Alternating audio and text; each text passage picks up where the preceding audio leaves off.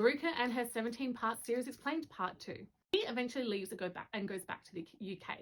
She experiences like severe thrush and later was diagnosed with an STD.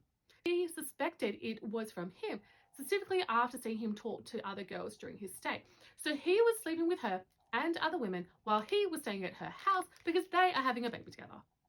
Look, she makes it clear that she sort of knew that he never really loved her and he was only really interested in the baby. So in late 2023, she tells him not to come for the birth but to come afterwards. So she buys him flights for February 2024 to see the baby. So she gives birth to her beautiful son in December 2023.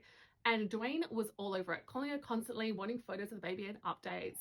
And they were even talking about having more kids together. However, every time they would talk, he was also asking her for money, which is really weird because she's never paid him money. She's only ever paid for like his flights and things when they were together.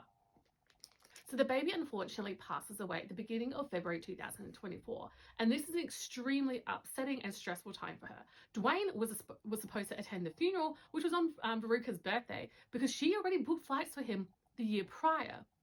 She's really stressed because she's messaging him and she's just constantly left on red. So she goes to pick him up from the airport, but has a gut feeling that he's even bored. His plane arrives and he is nowhere to be seen. He finally responds to her saying that he's still in London airport because he was detained by security because they think that he committed fraud in Amsterdam and the Amsterdam authorities put a warrant out for his arrest. She didn't really believe him, but she's going through her emotions. And the interactions between those two became more inconsistent after that. She says that she didn't want to grieve alone, but essentially felt that she had to because most of her friends abandoned her and he abandoned her and she was mentally not coping. So she decides to go back to London to try to have another baby with this man in hopes it would make her feel better. So now she's in London staying with her friends, but tries to reconnect with Dwayne since it was the first time they saw each other since the death of their baby, but they're having a lot of trouble connecting. Anyway, she's only there for one thing really. So they start doing the deed, getting all into it. She spends 2 days at this man's house and he told her to leave, even though he spent a month at hers.